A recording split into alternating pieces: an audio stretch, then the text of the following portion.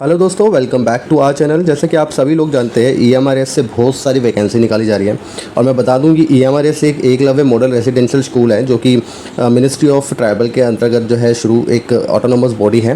And इसमें जो salary and बाकी अलाउंसेस मिलते हैं एज़ पर मतलब जो सेंट्रल गवर्नमेंट एम्प्लॉयज़ को मिलते हैं एज इट इज़ वही 7 CPC के अकॉर्डिंग जो है आपको इसमें मिलते हैं। इसमें 2 साल का वही जो ऐसे प्रोबेशन रहता है, 2 साल के बाद परमानेंट जॉब हो जाती है इसमें भी।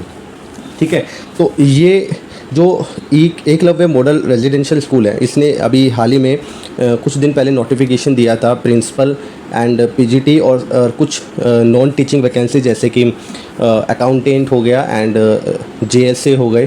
तो इस तरह की कुछ वैकेंसी इन्होंने जो है अभी निकाली थी जिनकी अभी लास्ट डेट 31 जुलाई है। अगर वो वीडियो आपको देखना है यानी पूरा नोटिफिकेशन आपको देखना है कि ऑलरेडी हमने आप हमारी प्लेलिस्ट में जाके चेक कर सकते हैं, वहाँ पे अपलोड कर रखा है। लेकिन अभी कुछ ही दिन पहले जो है एकलव्य मॉडल स्कूल्स ने TGT की बहुत सारी वैकेंसीज़ निकाली है। ठीक है, हज़ारों में वैकेंसीज़ हैं और इसमें सिर्फ TGT की वैकेंसी नहीं है, यानी टीचिंग वैकेंसीज़ तो है TGT में लगभग सभी सब्जेक्ट्स एंड मिसलिनियस सब्जेक्ट जैसे कि art education, music teacher, librarian हो गया और फिज़िकल एजुकेशन टीचर्स, तो इन सब एरिया से भी वैकेंसीज इसमें है TGT में, जिसमें आपको बहुत ही अच्छा पे स्केल भी मिलता है। 7th लेवल में आपको इसमें सैलरी मिलती है लगभग 70 से प्लस मिनिमम बता रहा हूँ, क्योंकि ये एरिया वाइज थोड़ा अलग अलग एरियाज़ में सैलरी का थोड़ा सा चेंज हो जाता है अलाउंसेस की वजह से। तो मैं आपको मिनिमम कह रहा हूँ 70,000 तो मिनिमम इसमें बनेगी ही बनेगी सैलरी आपकी। बाकी थोड़े बहुत चेंजेस ऊपर नीचे हो सकते हैं। तो काफ़ी अच्छा सैलरी पैकेज इसमें रहने वाला है। रेजिडेंशियल स्कूल है ये और थोड़े रिमोट एरिया में से ये स्कूल होता है जहाँ पे ट्राइबल स्टूडेंट्स रहते हैं, उधर ही उस ऐसे ही एरियाज़ में या स्टेट्स के अंदर ये स्कूल्स पाएंगे। ऑल ओवर इंडिया में ये स्कूल है एंड ये एक ऑटोनोमस बॉडी है जो कि मिनिस्ट्री ऑफ जो हमारी ट्राइबल है उसी के अंतर्गत ये काम करती है। इस पूरी जो डिटेल नोटिफिकेशन को समझाने वाले आप लोगों को कि इसमें वैकेंसीज कितनी हैं अलग अलग जो सब्जेक्ट के हिसाब से, साथ ही में इसमें एज लिमिट क्या रहने वाली है आप लोगों के लिए और किस तरीके से आप इसमें अप्लाई कर सकते हैं, या फिर इसका एग्ज़ाम सिटीज़ कहाँ कहाँ रहने वाली है भारतवर्ष में, और इसका जो सिलेबस है या जो एग्ज़ाम का पैटर्न है वो कैसा रहने वाला है। तो सभी चीज़ें हम इसी वीडियो में आपको बताएंगे। वीडियो थोड़ी सी लंबी हो जाएगी पर काफ़ी काम की इन्फॉर्मेशन आपको इस वीडियो में मिलने वाली है। तो सभी लोग, मैं चाहूँगा कि अगर आप लोग को ये वीडियो पसंद आती है तो लाइक करना एंड शेयर करना और हमारे चैनल को सब्सक्राइब जरूर कर लेना, ताकि इससे रिलेटेड कोई भी नई अपडेट आती है तो आपको इमीडिएटली नोटिफिकेशंस मिल जाए। तो आप लोग देख सकते हैं इसकी जो यहाँ से लास्ट डेट फॉर अप्लाई, अगर आप लोग TGT में अप्लाई करना चाह रहे हैं या वार्डन के लिए अप्लाई करना चाह रहे हैं तो लास्ट डेट जो रहेगी 18 अगस्त है 2023 रात को 23:50, यानी कि 11:50 के बाद जो है आप लोग अप्लाई नहीं कर पाएंगे। इसमें ऑनलाइन ही अप्लाई आपको करना है और TGT में जो भी लोग अप्लाई करना चाह रहे हैं उनके लिए फ़ीस जो है 1500 रुपये रहने वाली है एंड हॉस्टल वार्डन के लिए सिर्फ 1000 रुपये यहाँ पे फ़ीस रहने वाली है। Downloading of admit card for the NESTS ये भी मतलब वेबसाइट पे आपको पता चल जाएगा। बाकी आप हमारे चैनल सब्सक्राइब करके रखना, जब भी इससे रिलेटेड कोई भी अपडेट आएगी तो, और साथ में आप सब्सक्राइब करके बेल आइकन जरूर दबा देना ताकि नोटिफिकेशन आपके पास आ सके। डेट ऑफ एग्जामिनेशन ये सब बाद में रहेगा। Duration of examination 180 minutes for teaching staff, यानी कि TGTs वगैरह की वैकेंसी जितनी भी है उनके लिए 180 मिनट्स का टाइम आपके पास रहने वाला है और 150 मिनट्स का वार्डन के लिए है यहाँ पे। ठीक है, अब हम बात कर लेते हैं आगे इसमें क्या क्या वैकेंसीज है और कितनी कितनी वैकेंसीज है। अब देखिए आप यहाँ पे लोग TGT की जो टोटल वैकेंसी है काफ़ी बड़े अमाउंट में यहाँ पे वैकेंसी निकाले, बड़े नंबर्स में आप देख रहे हैं 5660 TGT की वैकेंसी है टोटल एंड हॉस्टल वार्डन की मेल एंड फीमेल की अलग अलग निकाली गई है 335 एंड 334 वैकेंसीज। ठीक है, तो सब्जेक्ट के अकॉर्डिंग भी आप देख सकते हैं TGT हिंदी टोटल 606 वैकेंसी है और उसको आगे मतलब कैटेगरी वाइज जो है बांट दिया है। English and math, social studies यानी कि SST एंड साइंस, इसके अलावा भी जैसे ये जो रीजनल लैंग्वेजेस होती है, क्योंकि मैंने बताया कि ये ट्राइबल स्टूडेंट्स के लिए ही मतलब ये एक मॉडल जो बनाया गया स्कूल का, ये ट्राइबल स्टूडेंट के लिए बेहतर एजुकेशन उनको देने के लिए, तो सरकार के द्वारा ये कोशिश की जाती है कि एजुकेशन जो है उन्हीं की लोकल लैंग्वेज में उनको मिल सके। तो इसके लिए उनकी जो लोकल लैंग्वेज जो सब्जेक्ट है एज रखा गया है हर एक एरिया में। जो जैसे महाराष्ट्र में जो ऐसा एकलव्य मॉडल स्कूल होगा वहाँ पे मराठी पढ़ाया जाता होगा। ठीक है, उड़िया, तेलुगु, उर्दू, मिज़ो, संस्कृत, संथाली, ये सारी लैंग्वेजेस में अगर आपके पास ग्रेजुएशन है और साथ में जो मिनिमम क्वालिफिकेशन चाहिए वो सब आपके पास है तो आप लोग अप्लाई कर सकते हैं। इनमें भी आप यहाँ पे नंबर ऑफ़ वैकेंसीज देख सकते हैं, स्क्रीनशॉट भी ले सकते हैं अगर आपको ये यूज़फुल लगता है तो। इसके अलावा जो मैंने बताया था मिसलेनियस टीजीटी वैकेंसीज़ में आप लोग म्यूज़िक टीचर काफ़ी बड़ा अमाउंट में, यहाँ पे 320 टोटल वैकेंसी है। म्यूज़िक में काफ़ी ज़्यादा वैकेंसीज है। एंड आर्ट में भी, आर्ट मतलब फ़ाइन आर्ट ड्राइंग टीचर जिसको हम कह सकते हैं, 342 वैकेंसीज यहाँ पे निकाली गई है। पीईटी यानी फिजिकल एजुकेशन टीचर जो है मेल में 321 एंड फीमेल की अलग है 345। लाइब्रेरियन की भी 369 वैकेंसी है। तो टोटल 1697 इनका टोटल है जो ये मिसलेनियस टीचर्स हैं। तो काफ़ी अच्छी वैकेंसीज है आप लोग, और लेवल भी इसमें 7th लेवल पे आपको पे मिलेगी। तो काफ़ी अच्छी पे और अच्छी मतलब आपकी जॉब रहने वाली है। अगर आप लोग इसमें अप्लाई करने की प्लानिंग कर रहे हैं तो कैसे अप्लाई करना है सारी चीज़ें हम इस वीडियो में बताने वाले हैं। ऑनलाइन मोड क्या रहेगा एंड कहाँ से अप्लाई करना है, ये सारी चीज़ें इसमें हमें बता देंगे। यहाँ पे आप देख रहे हैं नॉन टीचिंग वैकेंसीज भी इसमें है। Hostel warden and hostel warden female and male दोनों निकाली गई है। 335 334 वैकेंसीज इसमें निकली हुई है इनकी। ठीक है, तो अब हम इससे रिलेटेड कुछ इंपॉर्टेंट जो आपको नोटिफिकेशन में पढ़ना चाहिए वो क्या है। एक तो ये जो आप देख पा रहे हैं कट ऑफ डेट इन्होंने जो बताई है, जो आपके पास एलिजिबिलिटी जो है, क्राइटेरिया जो है, ठीक है, इसमें इन्होंने एजुकेशन क्वालिफिकेशन बोला है। यानी कि आपका जो जैसे किसी में आपको ग्रेजुएट होना चाहिए या बीएड होना चाहिए आपके पास, या सीटेड होना चाहिए, जो भी मतलब हम देखेंगे अभी क्या क्या इन्होंने मांगा है, या फिर एज लिमिट जो हर एक एज के लिए रखी गई है। तो उन और ईटीसी में शायद जैसे SC ST OBC या EWS का सर्टिफिकेट या जो इसका फ़ायदा लेना चाहता है तो उनके लिए वो जो सर्टिफिकेट वगैरह की जो लास्ट डेट है वो 18 अगस्त 2023 रहने वाली है एज़ पर नोटिफिकेशन। इन्होंने ये बोला कि कट ऑफ डेट 18 अगस्त, यानी इसके बाद का कुछ भी होगा तो वो एप्लीकेबल नहीं होगा। जैसे कि मान लीजिए आपने बीएड का एग्ज़ाम दे रखा है और बीएड का रिजल्ट अभी अवेटिंग में है और आप लोग अप्लाई कर देते हैं, लेकिन जब रिज़ल्ट आता है वो आता है 18 अगस्त के बाद, यानी कि मार्कशीट पे भी 18 अगस्त के बाद की ही डेट आएगी ऑब्वियसली। तो आप लोग फिर एलिजिबल नहीं रह जाएंगे, क्योंकि बीएड अगर आपके लिए मिनिमम क्वालिफिकेशन में आता है तो आप लोग एलिजिबल नहीं रह जाएंगे। ठीक है, इसलिए जिस भी क्वालिफिकेशन मतलब जिस भी जो वैकेंसीज़ के हिसाब से जो मिनिमम क्वालिफिकेशन या एज लिमिट या बाकी जो चीज़ें मांगी गई है वो 18 अगस्त तक आपकी कट ऑफ डेट है। अगर वो पूरी होती है उस दिन तो फिर आप लोग एप्लीकेबल है अप्लाई करने के लिए। ठीक है, द रिजर्वेशन पॉलिसी एज़ पर गवर्नमेंट रूल वही OBC SC ST वगैरह। ठीक है, एज रिलैक्सेशन भी उसके अकॉर्डिंग मिलेगा। तो यहाँ पे हम देख लेते हैं, पहले पे की बात करते हैं कि कितनी पे किस किस में आपको मिलने वाली है। जो ट्रेंड ग्रेजुएट टीचर्स हैं यानी कि TGT जो सब्जेक्ट्स के अकॉर्डिंग है, यानी लैंग्वेज या सब्जेक्ट्स में जो है उनको लेवल 7 के हिसाब से जो है पे मैट्रिक्स में जो है आप 7th पे जो पे मैट्रिक्स है उसमें लेवल 7 की आपको सैलरी मिलने वाली है। यानी बेसिक आपका 44,900 रहने वाला है। और इस 44,900 को ये सिर्फ बेसिक बोलते हैं, हर साल इसमें इंक्रीमेंट लगता है। साथ ही में आपको DA मिलता है, महंगाई भत्ता, ठीक है, जो कि 46% लगभग अब जुलाई से हो जाएगा। एंड इसके अलावा आपको टीए मिलता है और एचआरए मिलता है, रेजिडेंशियल अलाउंसेस मिलता है और एचआरए मिलता है, सॉरी टीए मिलता है जो कि ट्रैवलिंग अलाउंसेस। तो ये टोटल मिला के काफ़ी अच्छी सैलरी आपकी बन जाती है। अदर टीजीटी मिसलेनियस पोस्ट में जो भी बाकी आपने देखी ड्राइंग टीचर या फिर पीईटी टीचर, तो इन सब की जो थी लेवल 6 आपकी सैलरी यहाँ पे रहने वाली है। हॉस्टल वार्डन में अगर हम बात करें तो यहाँ पे हॉस्टल वार्डन की भी लेवल 5 की आपकी जो है, जिसमें बेसिक आपका 29,200 रहेगा एंड बाकी अलाउंसेस वगैरह जोड़ के 50,000 के लमसम जो है आपकी सैलरी बन जाएगी। तो सैलरी की बात करें, काफ़ी अच्छी सैलरी है। किसी भी चीज़ में अगर आप अप्लाई करना चाह रहे हैं तो कर सकते हैं। Mode of examination OMR based रहेगा, यानी कि ऑनलाइन पेपर नहीं होगा। ये OMR जो पहले पेपर पे वो पेन से गोले फिल करने पड़ते थे ना, वही वाला सिस्टम यहाँ पे रहेगा। एंड आपको जो एग्जामिनेशन जो पैटर्न है वो TGT का अगर आप देखेंगे तो एग्ज़ाम टोटल ऑब्जेक्टिव टाइप रहेगा 120 मार्क्स का एंड लैंग्वेज कॉम्पिटेंसी टेस्ट रहेगा 30 मार्क्स का, यानी टोटल 150 मार्क्स की आपके क्वेश्चन रहेगी और 150 ही क्वेश्चन आपके रहेंगे TGT के लिए अगर आप अप्लाई, और 3 घंटे का समय आपको मिलेगा इसके लिए। यहाँ पे देखो इन्होंने ब्रेकअप करके भी दिखा रखा है पूरा। एंड जर्नल अवेयरनेस की बात करें तो 10 क्वेश्चन रहेंगे और 10 नंबर के ही रहेंगे। रीजनिंग एबिलिटी की बात करें तो 10-10, ICT की बात करें तो 10-10 है एंड टीचिंग एप्टीट्यूड भी 10 नंबर का आपका रहने वाला है। इसके अलावा ये 40 मार्क्स हो गए टोटल ऊपर, जो 4 पार्ट थे। 5th पार्ट में आपका सब्जेक्ट स्पेसिफिक रहने वाला है। सब्जेक्ट स्पेसिफिक से मतलब है, मान लीजिए आप सोशल स्टडी के लिए अप्लाई कर रहे हैं, TGT सोशल स्टडी, तो सोशल स्टडीज़ से रिलेटेड सिर्फ फैक्चुअल क्वेश्चन नहीं, उससे रिलेटेड देखिए यहाँ पे कई इन्होंने एस्पेक्ट दिखाए हैं। नेशनल एजुकेशन पॉलिसी भी इसमें रहेगा, खेलो इंडिया, फिट इंडिया वगैरह प्रोग्राम, इसमें सब क्वेश्चन पूछे जा सकते हैं।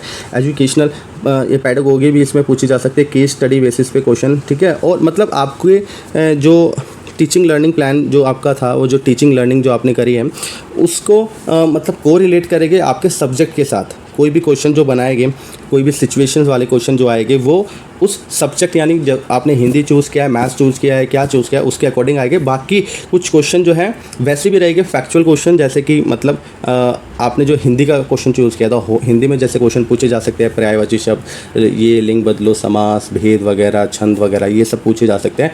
ठीक है, तो ये टोटल आपका 80 मार्क्स का रहने वाला है। काफ़ी मतलब टोटल 120 मार्क्स में से 80 मार्क्स अकेले जो है आपके सब्जेक्ट स्पेसिफिक रहने वाला है। इसके अलावा जो ये 30 मार्क्स है, यहाँ ये देखते हैं पार्ट 6 में language competency general Hindi, general English and the regional language, 10 marks each. This part is qualifying in nature only with the minimum 40% marks in each language. ये कह रहा है कि ये सिर्फ जो आपका मतलब क्वालिफाइंग नेचर है, मतलब मान लीजिए ये 30 मार्क्स में से जितने भी आपके नंबर आते हैं लैंग्वेज वाले में, वो नंबर को आपके वो मेरिट के लिए नहीं जोड़ेंगे, मेरिट के लिए सिर्फ इसमें से ही जोड़ेंगे। ये 120 मार्क्स में से ही आपकी मेरिट बनेगी। ये सिर्फ क्वालिफाइंग है। क्वालिफाइंग कौन होगा? जो 40 मार्क्स इन ईच लैंग्वेज, आपकी regional language Hindi and English में अगर आप तीनों में 10-10 नंबर के आने वाले क्वेश्चन, और तीनों में अगर आप 40% मार्क्स यानी कि हर एक में 4 नंबर कम से कम ले आते हैं, तो आप क्वालिफाई करते हैं। एंड क्वालिफाई कर लेते हैं तो फिर आपका ये ऊपर वाला पेपर चेक करके फिर उसमें से जितने नंबर आपके बनेंगे उस पर आपकी मेरिट बनेगी। ठीक है, जो भी ऊपर के टॉप स्टूडेंट्स रहेंगे उन्हीं को फिर मतलब बुलाया जाएगा आगे के प्रोसीजर के लिए। तो इसमें इंटरव्यू तो नहीं है आप लोगों का, सीधा मतलब मेरिट के बेस पे आपका सिलेक्शन हो जाएगा। और 3 घंटे का ये टोटल पेपर रहने वाला है आपका। तो आई होप कि आपको ये क्लियर हो गया होगा। बाकी आपको अगर ये जानना है कि सब्जेक्ट का सिलेबस क्या है, पूरा मतलब सिलेबस आपको अगर जानना है कि किस किस एस्पेक्ट से क्वेश्चन पूछे जा सकते हैं, तो उसके लिए एक और वीडियो बनाई जाएगी एंड वीडियो आपको शेयर कर दी जाएगी। आप चैनल को सब्सक्राइब करके रखना है एंड बेल आइकन दबा देना ताकि आपको नोटिफिकेशन इमीडिएटली मिल सके। यहाँ पे आप देख रहे हैं, आप हॉस्टल वार्डन की बात कर लेते हैं। टीजीटी में देखिए ये सभी आप किसी भी सब्जेक्ट में अप्लाई कर रहे हैं, किसी लैंग्वेज में अप्लाई कर रहे हैं, हिंदी, मैथ्स या सोशल स्टडी, किसी में भी अप्लाई कर रहे हैं, आर्ट टीचर वगैरह, तो सभी के लिए यही पैटर्न रहने वाला है एग्ज़ाम का। ठीक है, और ऊपर के 4 पार्ट तो सभी के लिए कॉमन रहेंगे, बस 5th पार्ट में आपका जो सब्जेक्ट आपने चूज़ किया उसके हिसाब से क्वेश्चन आएंगे। और ये पार्ट 6 भी लैंग्वेज के हिसाब से रहेगा, जो भी आप 3rd लैंग्वेज चूज़ करेंगे उसके हिसाब से क्वेश्चन पूछे जाएंगे। अब यहाँ पर आ जाते हैं हम हॉस्टल वार्डन पे। हॉस्टल वार्डन में भी देख लीजिए 120 नंबर का क्वेश्चन रहने वाले हैं टोटल। यहाँ पे वो 30 मार्क्स का अलग से कुछ नहीं है, इसी में वो इंक्लूड है। एंड इसमें जर्नल अवेयरनेस 10 मार्क्स है, रीजनिंग एबिलिटी के 20 मार्क्स दिए गए हैं, आईसीटी यानी कंप्यूटर से रिलेटेड क्वेश्चन 20 मार्क्स रहेंगे। एंड ये पॉक्सो जो अगर आप देखेंगे तो पॉक्सो भी 10 मार्क्स का है। इसमें बच्चे से रिलेटेड, बच्चों से एंड उनके साथ किसी भी तरह का कोई मिसबिहेव किया जाता है तो उससे रिलेटेड कुछ जो नियम कानून है उससे क्वेश्चन आपके आ सकते हैं। इसके अलावा एडमिनिस्ट्रेटिव एप्टीट्यूड है, जिसमें कि आपके एडमिनिस्ट्रेशन को लेकर क्या एप्टीट्यूड है आपका क्या आपका नज़रिया है, वो सब इससे रिलेटेड क्वेश्चन पूछे जा सकते हैं। And language competency general Hindi, general English and regional language 10 marks each. तो यहाँ पे आप देख रहे हैं कि 10-10 नंबर के 3, हिंदी का 10 नंबर, इंग्लिश के 10 नंबर और रीजनल लैंग्वेज के भी 10 नंबर हैं, जो कि क्वालिफाइंग इन नेचर नहीं है बल्कि ये मार्क्स में इंक्लूड होगा आपके, यानी कि टोटल 150 मार्क्स में से आपके जो मेरिट बनने वाली है और 2.5 घंटे का आपका पेपर होने वाला है।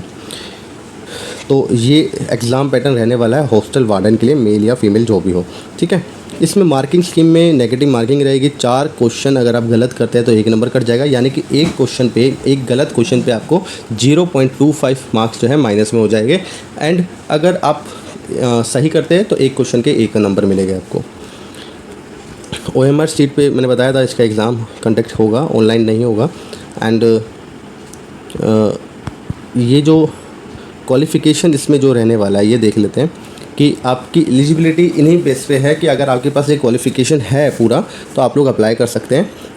तो TGT English, Hindi, 3rd language, mathematics, science and social science, not exceeding 35 years. इसमें आपकी जो एज लिमिट है 35 साल है, और नॉर्मल के लिए मतलब सबके लिए, जनरल कैटेगरी से जो बिलोंग करते हैं।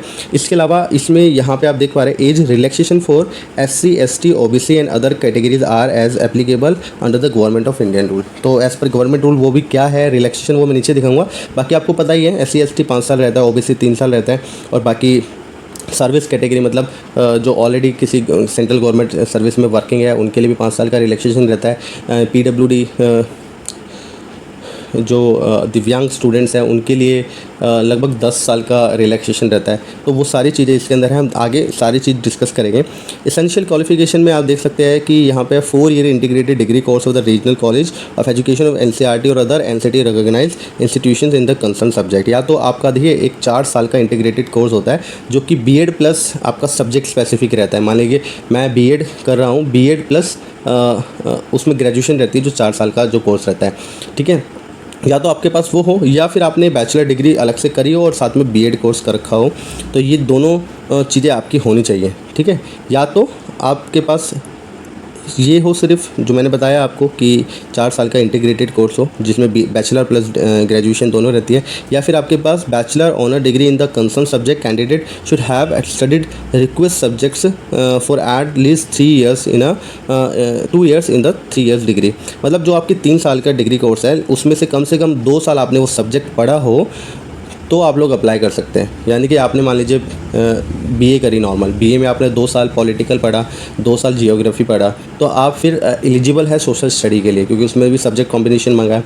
इसी तरीके से मैथमेटिक्स में जो मांगा है उसके हिसाब से जो भी जिस भी सब्जेक्ट में आप अप्लाई करना चाह रहे हैं, तो उस सब्जेक्ट के जो कॉम्बिनेशंस है, एक से ज़्यादा कॉम्बिनेशन है या एक वो लोता सब्जेक्ट जो है, तो वो आपने 2 साल से ज़्यादा 2 साल पढ़ा हो उस डिग्री कोर्स में। जो 3 साल के डिग्री कोर्स होते हैं उसमें 2 साल मिनिमम आपने वो पढ़ा हो तो आप लोग अप्लाई कर सकते हैं, ठीक है। और bachelor degree from a recognised university institute in concern subject the candidate should have study a request subject in all 3 years of a degree courses, ठीक है। इसके अलावा note post wise elective subject and language in the combination, ये आपको देख लीजिए, इसका screenshot आप ले लीजिए। जो जिस सब्जेक्ट का कंसर्न जिसका है वो ये पढ़ सकता है। हिंदी वाले को क्या चाहिए, इंग्लिश वाले को क्या चाहिए, मैथ्स वाले को क्या चाहिए, मैं अगर एक एक का डिटेल में बताऊँगा तो वीडियो ऑलरेडी काफ़ी लंबा है और काफ़ी लंबी हो जाएगी वीडियो, ठीक है। तो पीजीटी साइंस यहाँ पे गिवन है, ठीक है। अगर आपको इसमें भी कोई डाउट रहता है तो आप मुझे कमेंट बॉक्स में बता सकते हैं, मैं वहाँ पे क्लियर कर दूँगा आपको, ठीक है। ये अब आगे देख लेते हैं हम लोग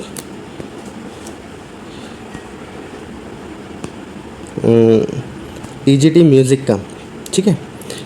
यहाँ पे एक और लास्ट में इन्होंने बताया है कि pass the central teacher eligibility test, CTET pass होना चाहिए उन बच्चों का जो टीजीटी में अप्लाई कर रहे हैं। And for TGT concern language as a subject elective subject in all the 3 years degree course.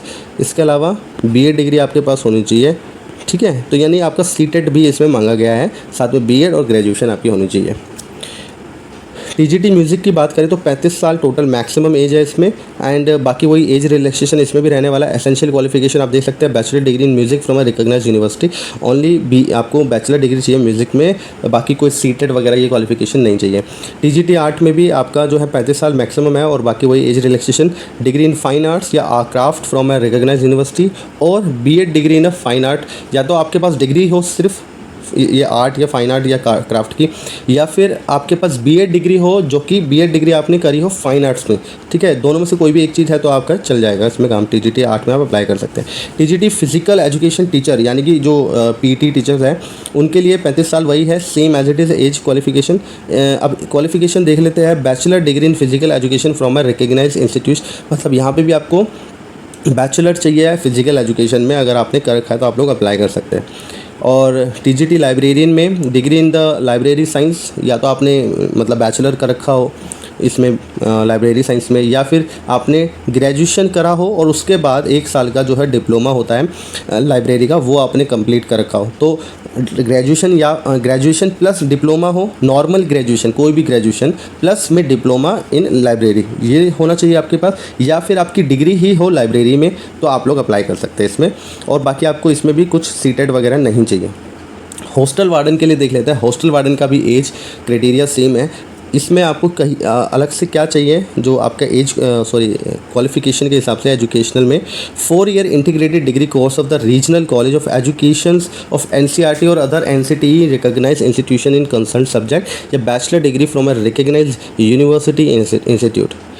तो वही आपको मतलब या तो आपके पास वो 4 ईयर जो इंटीग्रेटेड कोर्स होता है एजुकेशन प्लस सब्जेक्ट कंसर्न वाला, या तो वो आपके पास हो, या फिर आपके नॉर्मल कोई भी मतलब एक बैचलर डिग्री आपने किसी भी यूनिवर्सिटी से कर रखी हो, यानी कि रिकॉग्नाइज्ड यूनिवर्सिटी से, तो वो भी इसमें एप्लीकेबल है। तो हॉस्टल वार्डन में भी काफ़ी अच्छी सैलरी है मेरे हिसाब से।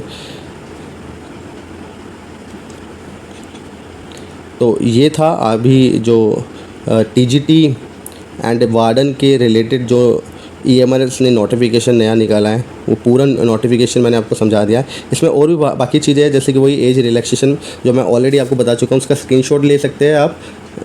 आपका जिस भी कैटेगरी में आप पढ़ते हैं आप उसी से यहाँ पे चेक कर सकते हैं कि कितना रिलैक्सेशन आपको मिलेगा। इसके अलावा ये बाकी वो जो सब आपको समझा रखा है कि EWS में अगर आप अप्लाई करना चाहते हैं तो EWS का क्राइटेरिया क्या है अप्लाई करने का, कि आपके पास अगर ये आप इन सब चीज़ों से बिलोंग करते हैं, मतलब आपके पास इतना ज़मीन नहीं है, इतनी एनुअल इनकम नहीं है, तो आप लोग EWS कैटेगरी में बिलोंग करते हैं, आप लोग EWS कैटेगरी का सर्टिफिकेट बनाकर फिर अप्लाई कर सकते हैं। ठीक है, इसी तरीके से बाकी इन्होंने जो परफॉर्मा एक फॉर्मेट होना चाहिए किसी भी सर्टिफिकेट का क्या क्या होगा वो सारे इन्होंने अपलोड कर दिए। सिलेबस आपको अगर चाहिए तो वो सब सिलेबस भी एक और वीडियो में आपको मैं शेयर कर दूंगा। बाकी आप व्हाट्सअप करेंगे तो आपको मैं इसके जो PDF है वो भी शेयर कर दूंगा, जो सिलेबस की भी और साथ में नोटिफिकेशन ओरिजिनल आपको चाहिए तो। अच्छा, अब आप जानना चाहते हैं कि एग्ज़ाम कहाँ कहाँ हो सकते हैं इसके, मतलब क्या आपको किसी दूसरी स्टेट में जाके एग्ज़ाम देना पड़ेगा, तो आप लोग यहाँ पे मैं आपके साथ है ना ये एग्ज़ामिनेशन की जो सिटीज़ है जहाँ पे एग्ज़ामिनेशन कंडक्ट हो सकते हैं, तो वो सारी ये सिटीज़ एंड उनके जो एग्ज़ामिनेशन सेंटर्स के जो नाम भी बता रखे हैं। अंडमान एंड निकोबार में स्टेट्स के अंदर पोर्ट ब्लेयर में एग्ज़ामिनेशन सिटी है ये, यहाँ पे एग्ज़ाम हो सकता है। एंड ये सारी जो आप लिस्ट देख रहे हैं यहाँ पे आप लोग अप्लाई कर सकते हैं चाहे तो, मतलब जब भी आप एप्लीकेशन फॉर्म भरेंगे तो आप अपने मतलब एरिया के हिसाब से जो आपको पास पड़ता है उस स्टेट के अंदर वो सिटी जो है चूज़ कर सकते हैं। जैसे आप मान लीजिए बिहार में तो पटना में ही होगा, बिहार में सिर्फ पटना में है। गोवा वाले पणजी में दे सकते हैं, केरला वाले तिरुवनंतपुरम में दे सकते हैं, उड़ीसा वाले भुवनेश्वर में, पंजाब वाले चंडीगढ़। बाकी आपको लगता है कि आप उस दौरान पेपर के दौरान, पर अभी तो पेपर की डेट भी मतलब इन्होंने बताई नहीं है कि कब हो सकता है पेपर, तो आप अपने हिसाब से यहाँ पे जो है चेक कर सकते हैं, क्योंकि एक बार फॉर्म भरने के बाद इसमें किसी भी तरह का जो है करेक्शन करने का ऑप्शंस नहीं है जैसा इन्होंने बताया। बाकी आने वाले टाइम में कोई कॉरिजेंडम ये डालते हैं तो मैं आपके साथ शेयर कर दूँगा। अगर वीडियो पसंद आया तो लाइक करना एंड शेयर करना दोस्तों। इससे रिलेटेड कोई भी इन्फॉर्मेशन चाहिए तो कमेंट बॉक्स में बता सकते हैं, मैं आपके साथ एक और नई वीडियो के साथ शेयर कर दूँगा। धन्यवाद दोस्तों, bye bye and take care.